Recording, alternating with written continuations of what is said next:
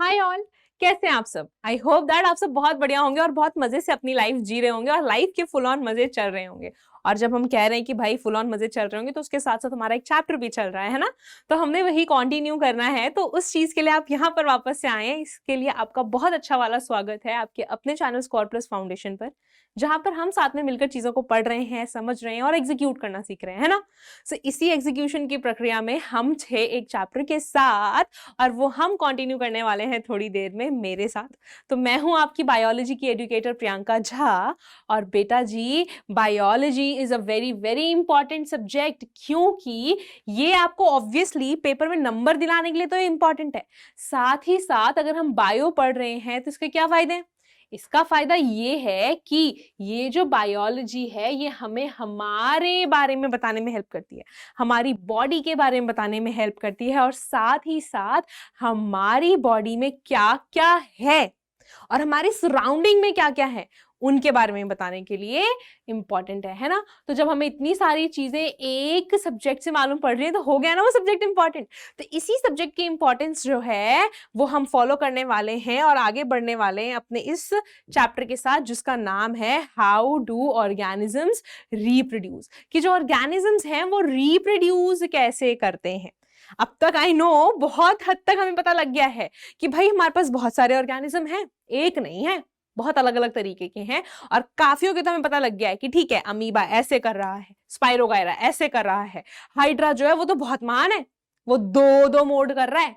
एक जो ट्रू है यानी कि बडिंग, और दूसरा जो ट्रू मोड ऑफ रिप्रोडक्शन तो नहीं है बट उसके लिए बून जैसा है कि बॉडी कट गई तो रीजनरेट कर लेंगे, है ना। तो ये जी हमने कुछ चीजें पढ़ ली हैं, और इसके साथ साथ हमने प्लांट्स के बारे में भी पढ़ लिया है कि प्लांट्स कैसे सेक्सुअल रिप्रोडक्शन भी फॉलो करते हैं और साथ ही साथ एसेक्सुअली भी रिप्रोड्यूस कर सकते हैं, है ना। तो अगर आपने अभी तक ये वीडियोस नहीं देखी हैं तो आपको क्या करना है, आपको जाके हमारी प्लेलिस्ट देखनी है जहां पर आपको हर एक चैप्टर के वीडियोस मिल जाएंगी, सो दैट आपका एक लिंक बन जाएगा कि हम क्या क्या पढ़ रहे हैं, है ना। और आई होप दैट आपने ये काम कर लिया है, और फिर हम कंटिन्यू करने वाले हैं अपने आज के टॉपिक के साथ। और टॉपिक क्या है? टॉपिक भाई हमें पता है, हमने स्टार्ट कर दिया था ह्यूमन बीइंग में सेक्सुअल रिप्रोडक्शन से। तो ऑब्वियसली मैम आज शायद से हम किसी एक पर्टिकुलर या फिर दोनों ही ऑर्गेनिजम्स के साथ आगे बढ़ने वाले हैं, that is male and female. जी हाँ, तो आज हम कंटिन्यू करने वाले हैं बेटा अपने रिप्रोडक्टिव सिस्टम्स के साथ, क्योंकि सेक्सुअल रिप्रोडक्शन पढ़ने के लिए हमें पता तो होनी चाहिए ना उसके पार्ट्स जो हैं वो क्या है और उनका रोल क्या है, राइट। तो आज हम स्टार्ट करेंगे पहले मेल रिप्रोडक्टिव सिस्टम के साथ, फिर हम देखने वाले हैं कि फीमेल रिप्रोडक्टिव सिस्टम क्या होता है, एंड साथ ही साथ इस सिस्टम में हर एक पार्ट के भी फंक्शन को हम जानते चलेंगे, राइट। तो पहले स्टार्ट करेंगे कि ये दिखता कैसा है। तो कुछ ऐसा सा बेटा स्ट्रक्चर होता है मेल रिप्रोडक्टिव सिस्टम का, और इसमें अलग अलग पार्ट्स हैं, है ना। तो इन पार्ट्स को जरा लेबल करते हैं। मैम हमेशा लेबलिंग करवाती हैं क्योंकि ऑब्वियसली बच्चे सबसे ज्यादा गड़बड़ करते हैं लेबलिंग करने में। डायग्राम के कुछ रूल्स हैं, क्या है? Number 1, draw with pencil. Number 2, label with pencil.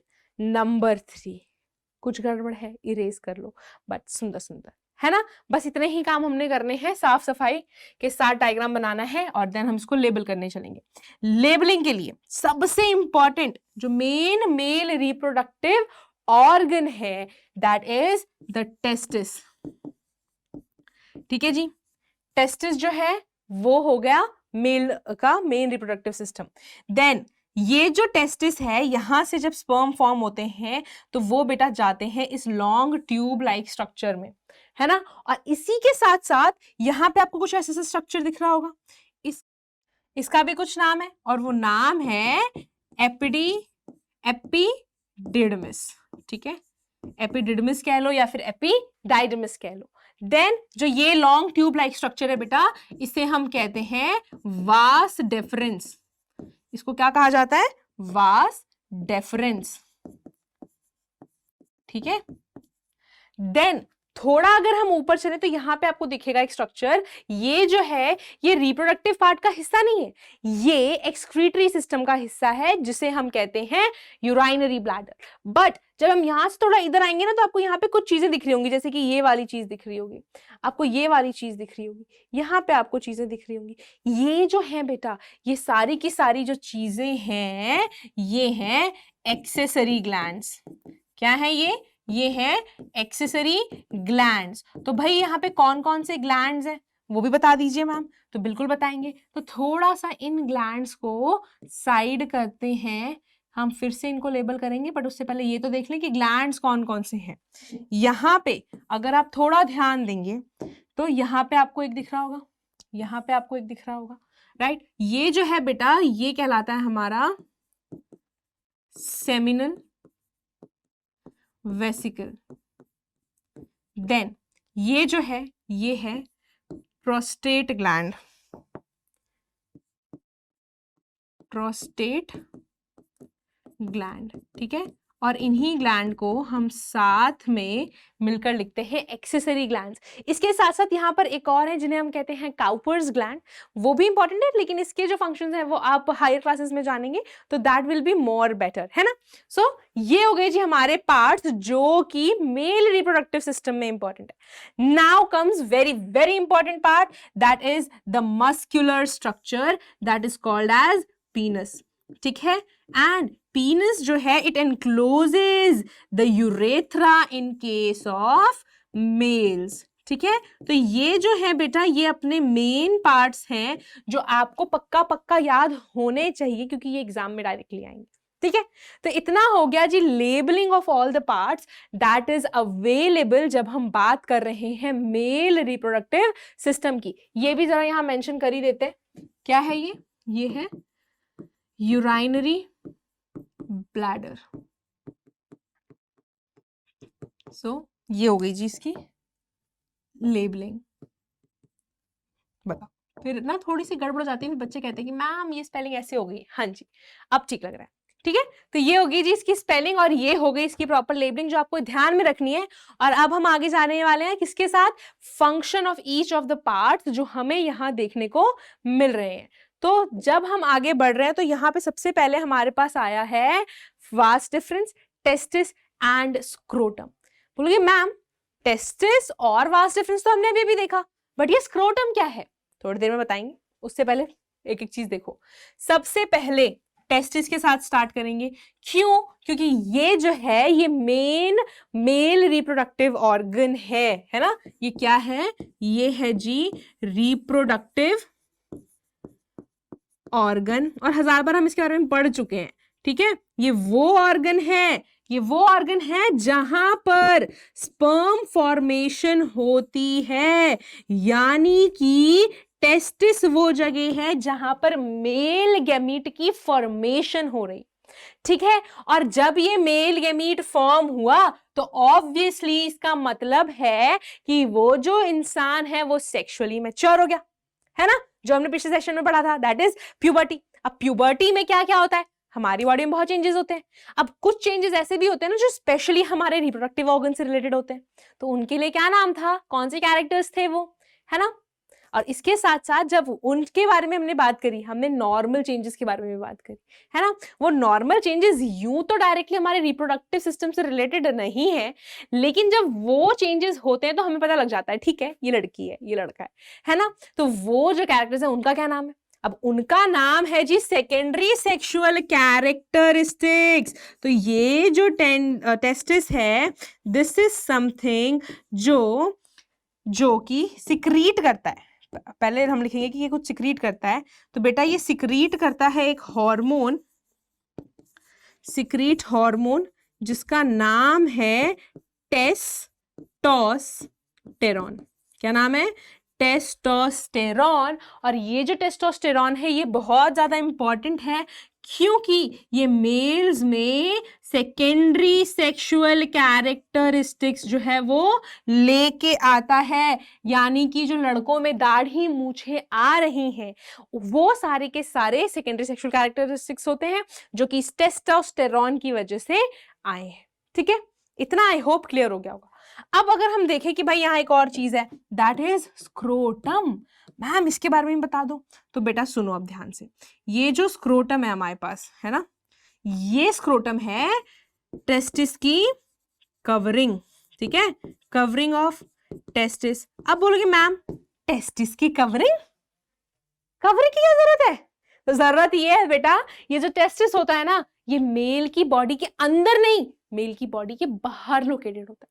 ये एब्डोमिनल कैविटी के बाहर लोकेटेड है, तो ऑब्वियसली अगर बाहर लोकेटेड है तो उसको कवरिंग चाहिए ना, तो इसीलिए यहां पर स्क्रोटम जो है वो इसको कवर करता है। तो भाई ये कवर कर रहा है तो क्या कर रहा है? और पहली चीज तो टेस्टिस बाहर लोकेटेड ही क्यों है? वो इसलिए लोकेटेड है क्योंकि स्पर्म फॉर्मेशन के लिए बेटा नॉर्मल बॉडी टेम्परेचर से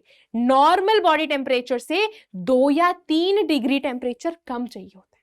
क्या होता है? 2 या 3 डिग्री टेम्परेचर कम चाहिए होता है, और हमारी बॉडी का तो एक टेम्परेचर मेंटेन रहता है, क्योंकि बाकी ऑर्गन तो उसी चीज पे काम कर रहे हैं ना। तो बॉडी के पास क्या ऑप्शन बचा कि भाई तुमको कम चाहिए ना टेम्परेचर, थोड़ा बाहर सा रख लो, ठीक है। और टेस्टिस जो है बेचारा बाहर सा रख लिया, कवरिंग के लिए स्क्रोटम है जो कि टेस्टिस का टेम्परेचर मेंटेन करने में हेल्प करता है। तो हम क्या लिख देंगे? Helps in maintaining 2 to 3 degree less temperature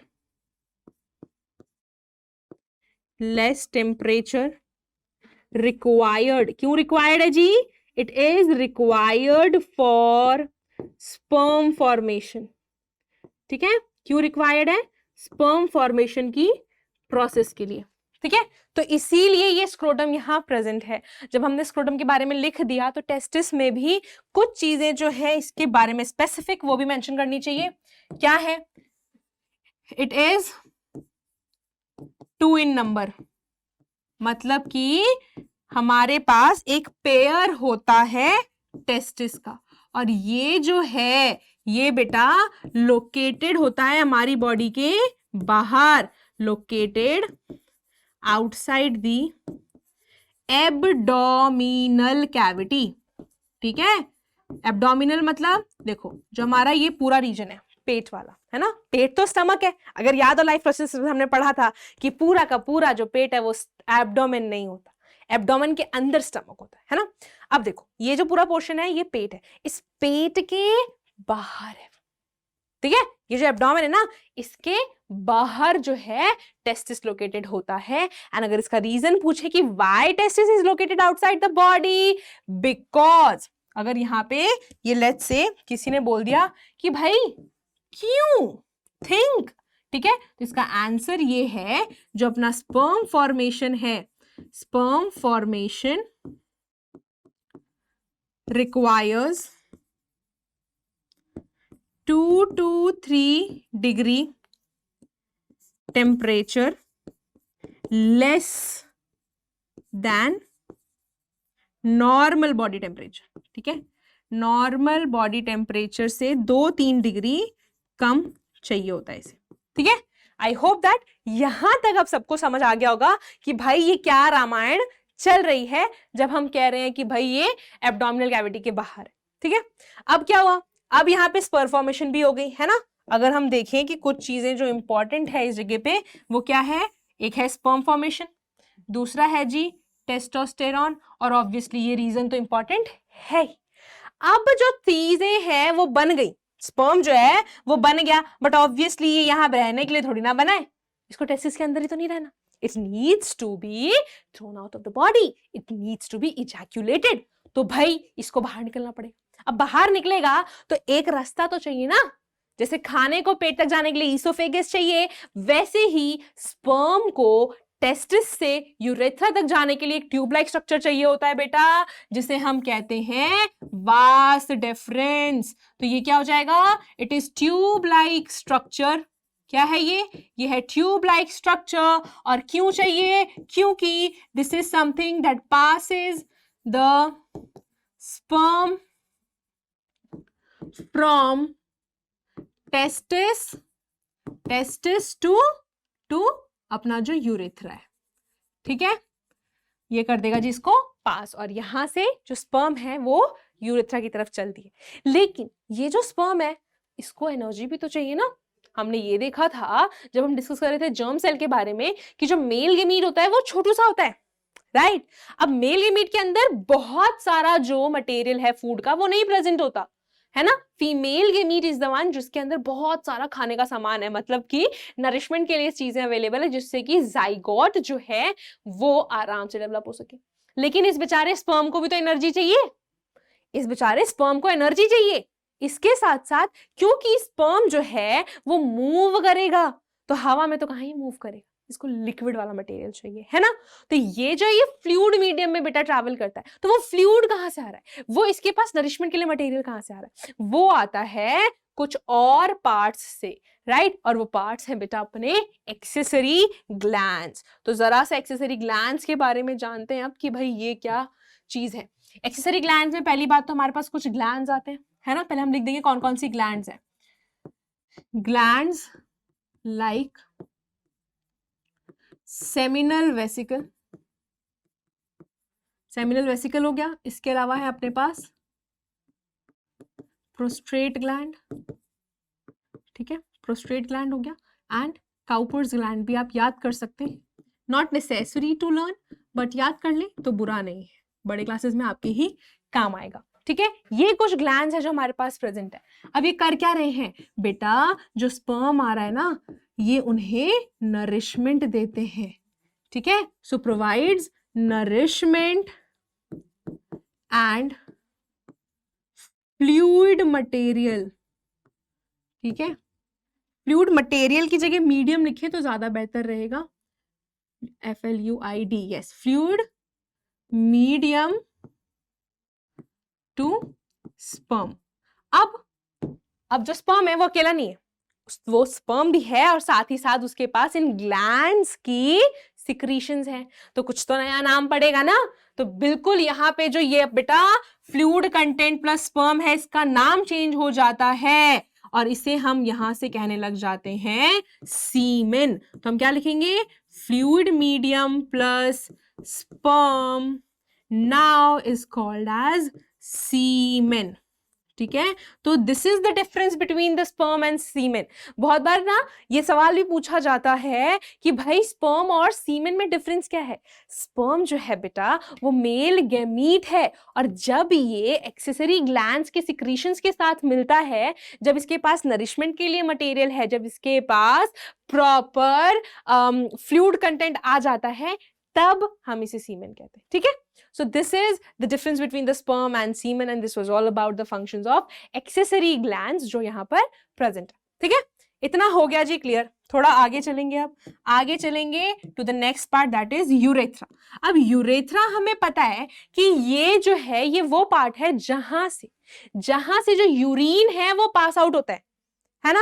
urine जो है वो पास आउट होता है, लेकिन मेल्स के केस में यूरेथ्रा का एक और काम है और वो काम ये है कि along with the urine this is responsible for the transport of the semen as well, right। Males के केस में सीमेन और यूरिन के लिए कॉमन पैसेज है that is the urethra। तो हम यहां लिख देंगे that this is common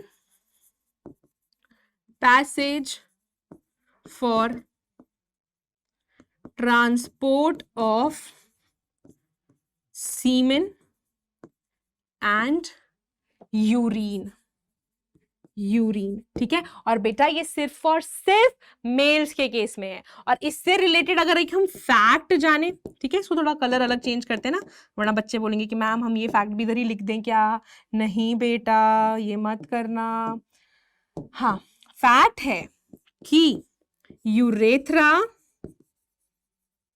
is longer in case of males, ठीक है। मेल में ये काफी ज्यादा लॉन्ग होता है, while shorter in females, ठीक है। फीमेल की बॉडी में बेटा ये शॉर्ट होता है as compare to the males, right. तो ये एक फैक्ट था regarding the urethra and this was the function of urethra. Basically ये क्या है, ये कॉमन पैसेज है यूरिन और सीमेन के लिए जब हम मेल रिप्रोडक्टिव सिस्टम की बात करते हैं। फीमेल रिप्रोडक्टिव सिस्टम में यूरेथ्रा का तो कोई नाम ही नहीं आता, ठीक है। ये हो गई जी बात यूरेथ्रा की। और लास्टली अब हम डील करते हैं थोड़ा सा पीनस के साथ। जो पीनस है, राइट, ये बेटा एक मस्कुलर ऑर्गन है। क्या है, ये है muscular organ. Now if we understand the role कि जो मेल्स होते हैं they have got the sperm and जो मेल गेमीट होता है वो यूजुअली मोटाइल होता है, यानी कि वो मूव कर सकता है एक जगह से दूसरी जगह पे। So obviously whatever gamete is there, whatever semen is there in the body of the male, whatever sperm is produce in the body of male, it needs to be transported to the body of female, है ना। वो जो sperms है वो female तक पहुंचना जरूरी है, right. So for that there is the process of sexual intercourse and for that we have got the muscular organ जो कि सराउंड करता है यूरेथ्रा को, राइट। मस्कुलर ऑर्गन है ये जो कि किसे सराउंड कर रहा है या फिर कवर कर रहा है, यूरेथ्रा को, ठीक है। ये इसका काम हो गया। एंड ये जो फंक्शंस थे ये सारे के सारे बहुत ज्यादा इंपॉर्टेंट है बेटा, इसलिए मैंने आपके साथ साथ लिखा है सो दैट आप इन्हें आराम से नोट डाउन कर सकें और अपने एग्जाम में मेंशन कर सकें जहां पे भी जिस चीज का फंक्शन पूछा जाएगा। क्लियर। ये हो गई जी बात अपने functions of male reproductive part की। And I really hope that यहाँ तक जो चीजें हैं वो सबको क्लियर हो गई होंगी, ठीक है। अगर क्लियर हो गई हैं तो लाइक कर दो वीडियो को ताकि हमें पता लग जाए, अदरवाइज कोई बात नहीं, कंटिन्यू करो, पढ़ने बैठे हैं मैम हम यहाँ पे। तो थोड़ा सा आगे चलेंगे अब और जानेंगे बेटा अपने फीमेल रिप्रोडक्टिव सिस्टम के बारे में। मेल के बारे में तो हमें पता लग गया कि वहां क्या क्या हो रहा है, अब थोड़ा सा फीमेल के बारे में भी जानेंगे कि यहाँ पर कौन कौन से पार्ट्स हैं एंड यहाँ क्या क्या हो रहा है। Again diagram is there, right. तो डायग्राम की लेबलिंग करेंगे उससे पहले ना एक चीज करते हैं कि हम डायग्राम ड्रॉ करते हैं। डायग्राम ड्रॉ करेंगे ताकि आपको आइडिया लग जाए कि हम ये कैसे इजीली बना सकते हैं। सो एक उल्टा सी, देन वी, लेकिन इसको क्लोज नहीं करना, छोटा सा W, W भी बोल सकते हो, इंस्टेड ऑफ V थोड़ा सा V जैसा दिखने वाला W। अब इस C के थोड़े से ना ऐसे हाथ जैसे बनाएंगे, राइट। यहां से हाथ बना दिया और हाथ में तो उंगलियां होती है हमारी, तो वो उंगलियां भी बनेंगी और यहाँ पे ना एक अंडा डाल देंगे, ठीक है, इसे गोल गोल से बॉल से थोड़ा सा इसका कनेक्शन बना देते हैं। हाँ, नाउ यहां से दो ऐसे करके, या थोड़ा सा ज्यादा हो गया, हाँ, ये जो है बन गया जी आपका female reproductive system. That is it, इतना ही आपको करना है और इसकी फिर शुरू हो जाती है लेबलिंग। और थोड़ा चाहो तो इसको ऐसे ऐसे करके और सुंदर बना सकते हो, राइट। ये जो है ये जी बन गई अपनी डायग्राम और इसी की अगर हम लेबलिंग करें, यही देखो यहाँ पे भी आपको दिख रहा है सारे के सारे पार्ट्स हैं, तो इसकी हम लेबलिंग स्टार्ट करेंगे कैसे, एक एक करके, ठीक है। तो पहले कलर चेंज करेंगे क्योंकि थोड़ा सा हमें लग रहा है हमें कलर चेंज करना चाहिए।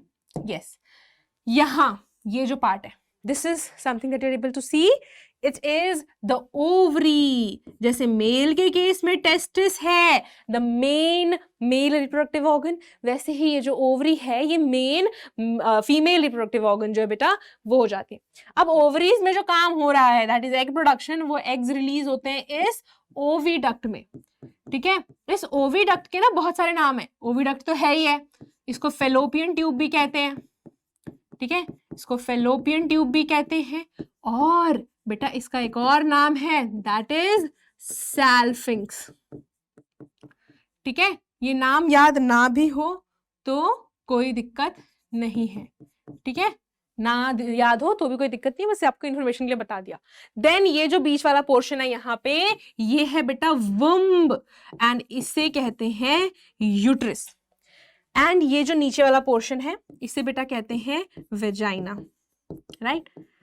वेजाइना एंड यूट्रस के बीच में एक पैसेज होता है, there is a passage between uterus and vagina जिसे हम कहते हैं सर्विक्स, ठीक है। और इसी के साथ जो लेबलिंग है फीमेल रिप्रोडक्टिव सिस्टम की, जो मेन लेबलिंग है, इट इज डन।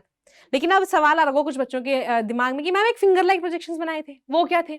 तो यहाँ पे ये जो फिंगर लाइक प्रोजेक्शंस दिख रहा है बेटा, इन्हें हम कहते हैं फिम्ब्रिए, इन्हें कहते हैं हम फिम्ब्रिए या फिर फनल भी आप इसे कह सकते हैं, और ये बेसिकली एग को गाइड करने के लिए इंपॉर्टेंट होता है। ठीक है, एग की गाइडेंस के लिए इंपॉर्टेंट है कि एग रास्ता ना भटक जाए, सही सही अपनी जगह पर जाए। तो ये हो गई जी लेबलिंग, और अब हमने क्या करना है, हमारा अगला काम है हर एक लेबलिंग की फंक्शन जानना। तो let's start with the function of each of the following. तो सबसे पहले क्या आ गया, fallopian tube. Very very important part, बहुत ज्यादा इंपॉर्टेंट है, क्योंकि यहाँ पे कुछ तो होना है, वो तो मैम हर जगह होना है, बट यहाँ क्या होना है, यहाँ क्या होना है उसके लिए हमें जानना होगा कि यहाँ क्या हो रहा है, मतलब ओवरीज में क्या हो रहा है। तो ओवरी हमें पता है ये क्या है, ये फीमेल रिप्रोडक्टिव ऑर्गन है। बोलोगे कि मैम ये बाकी भी तो यही है, हाँ जी बिल्कुल बाकी भी है, लेकिन ये मेन हो जाता है क्योंकि यहाँ पर बेटा होती है एग, जिसे ओवम भी कहते हैं, उसकी फॉर्मेशन, यहाँ पे फॉर्म भी हो रहा है और वहीं मैच्योर भी हो रहा है। तो फॉर्मेशन एंड मैच्योरेशन दोनों ही ओवरी में होती है। अब यहां पर जब एग बना तो एग जब रिलीज होता है ना, वो बेटा रिलीज होके जाता है अपने फेलोपियन ट्यूब में। तो इसके फंक्शन पे आएंगे, उससे पहले इसके सारे फंक्शंस एक बार कवर कर लेते हैं। तो नेक्स्ट फंक्शन क्या है, जैसे टेस्टिस जो है वो एक हार्मोन सिक्रीट कर रहा था, तो हमें पता है ना कि ये भी तो हार्मोन सिक्रीट करता है। जी हाँ, ये जो है ये भी सिक्रीट करता है बेटा हार्मोन, और एक नहीं दो दो हार्मोन। नाम क्या है, नाम है ईस्ट्रोजन। ठीक है, ईस्ट्रोजन, एक सेकेंड, हाँ जी,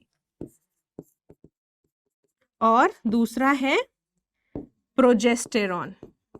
और ये जो ईस्ट्रोजन है ये इंपॉर्टेंट है बेटा किस चीज के लिए, किस चीज के लिए,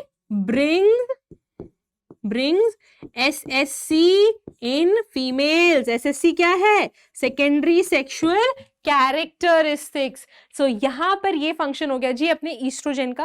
और अगर हम प्रोजेस्टेरॉन की बात करते हैं तो इसका रोल आता है मेंस्ट्रुअल साइकिल में। तो जब हम मेंस्ट्रुअल साइकिल की बात करेंगे तब हम इसके प्रॉपर रोल की डिस्कशन करेंगे। यहां तक आप इतने फंक्शन जान सकते हैं जब हम बात कर रहे हैं ओवरी की, राइट। तो ये चीज हो गई। अब कहां जाएंगे, अब जाएंगे जी थोड़ा सा हम अपने फेलोपियन ट्यूब के पास। फेलोपियन ट्यूब में क्या होगा, जैसे स्पर्म प्रोड्यूस हो रहे थे टेस्टिस में लेकिन वास्ट डिफरेंस उसे आगे पहुंचा रहा था, वैसे ही ये जो फेलोपियन ट्यूब है बेटा ये क्या करता है, रिसीव करता है ओवम, कहां से, ऑब्वियसली ओवरी से। अब इसने रिसीव कर लिया तो भाई मैम इसमें क्या, इसने बड़ा सा कोई ट्रॉफी जीत ली क्या, आपने तो बोला कि बहुत ज्यादा इंपॉर्टेंट है, क्या काम कर लिया इसने, ये कर रहा है बेटा पता क्या, ये वो जगह है जहां पर ओवरी से निकला हुआ ओवम और जो स्पर्म है उनकी फ्यूजन होती है। सो ये जो है ये पार्ट है बेटा site of fertilisation. Very very important part that you need to know, right. So this is the part जो कि है साइट ऑफ फर्टिलाइजेशन, यानी कि ओवम और स्पर्म का मिलन यही होना है, उनका फ्यूजन जो है यहीं पर होना है, ठीक है। तो इसीलिए ये जो पार्ट है ये काफी ज्यादा इंपॉर्टेंट है एंड आई होप दैट आप पता लग गया होगा कि मैम क्यों कह रही थी कि ये बहुत बहुत ज्यादा इंपॉर्टेंट पार्ट है। सारे ही पार्ट अपने आप में बहुत ज्यादा इंपॉर्टेंट है। तो ये जो लाइन है ना साइट ऑफ फर्टिलाइजेशन, या प्लीज याद रखिएगा, जो इंपॉर्टेंट चीजें हैं उसको जरा हम अंडरलाइन कर देते हैं सो दैट हमें पता रहे कि भाई हमने क्या क्या मेन चीजें याद रखनी है। सब कुछ मेन ही है वैसे, ऑलमोस्ट सब कुछ अंडरलाइन कर दिया मैंने, बाकी चीजें वो है जो सेंटेंस बनाने में हेल्प कर रही हैं, ठीक है। तो ये जी काम हो गया अपने फेलोपियन ट्यूब और ओवरी का। और यहां से हम चलेंगे आगे वाले पार्ट्स पे, that is uterus, cervix and vagina. अब क्या हुआ था कि जो फेलोपियन ट्यूब था वहां पर फर्टिलाइजेशन तो हो गई, फर्टिलाइजेशन के बाद क्या बनेगा, जाइगोट। अब उस जाइगोट को डेवलप भी तो होना है, तो इतने पतले से ट्यूब में कहां ही होगा, अब उसको चाहिए स्पेस। स्पेस के लिए वो आता है यूट्रस में। कहां आता है, वो आता है बेटा यूट्रस में। तो जो यूट्रस है ना, दिस इज द वुम्ब, जो गर्भ कहते हैं ना हम, गर्भ या फिर मां की जो कोख होती है, this is the uterus, right. और क्यों भाई, तो हम क्या लिखे मैम इसके लिए, तो ये है बेटा साइट ऑफ इम्प्लांटेशन मतलब कि ये वो जगह है जहां पर जो जाइगोट है वो चिपक जाएगा, जो कि फिक्स हो जाएगा, और फिर उस जाइगोट की होती है डेवलपमेंट बाय डिवीजन। वो जाइगोट जो है वो टूटेगा छोटे छोटे टुकड़ों में, और फिर उसकी डिवीजन होगी और पूरा का पूरा जो बेबी है वो डेवलप हो जाएगा। ठीक है, तो यूट्रस जो है ये इसलिए बहुत इंपॉर्टेंट हो जाता है क्योंकि यहां पर जो जाइगोट है वो इम्प्लांट हो रहा है। ठीक है, देन अगर हम बोले वेजाइना का, तो वेजाइना बेटा ये वो पार्ट है जो कि स्पर्म्स जो हैं वो रिसीव करता है। ठीक है, अब यहां से ऑब्वियसली स्पर्म्स यहां पर आएंगे, यहां से उन स्पर्म्स को ट्रैवल करके कहां जाना है जी, फेलोपियन ट्यूब में, क्योंकि यहां पर जाके फर्टिलाइजेशन होनी है। राइट, तो क्या होगा कि जो भी स्पर्म्स हैं वो इस सर्विक्स के थ्रू जाएंगे। तो ये क्या है, ये है passage between uterus and vagina। ठीक है, यूट्रस और वेजाइना के बीच में ये पैसेज है। सो this is the structure of the female reproductive system, और उसके साथ साथ इनके जो भी फंक्शंस हैं। क्लियर, तो आई होप दैट यहां तक फीमेल का भी जो भी स्ट्रक्चर एंड फंक्शंस हैं वो आपको क्लियर हो गए होंगे, क्योंकि यहां तक चीजें समझना बहुत बहुत ज्यादा इंपॉर्टेंट है। ठीक है, और यहां तक जब चीजें समझ आ गई होंगी, जब दोनों ही स्ट्रक्चर्स यहां क्लियर हो जाएंगे ना, अब जब हम आगे पूरी प्रोसेस पढ़ेंगे फर्टिलाइजेशन की, तो वहां चीजें और अच्छे से समझ आएंगी और अच्छे से क्लियर होंगी। ठीक है, तो वहां तक पहुंचने के लिए आपको थोड़ा सा वेट करना पड़ेगा, और तब तक ये सारे नोट्स लेने के लिए आप करेंगे डाउनलोड स्कोर प्लस ऐप, जो कि बहुत इजीली अवेलेबल है गूगल प्ले स्टोर पे, है ना। और हम दोबारा से मिलने वाले हैं फर्टिलाइजेशन इन ह्यूमन बींग्स के साथ इन द नेक्स्ट सेशन। तब तक के लिए keep watching and keep learning all the things जो यहाँ पर चल रही हैं, and also please stay happy, healthy and safe. So bye bye everyone, let's meet again.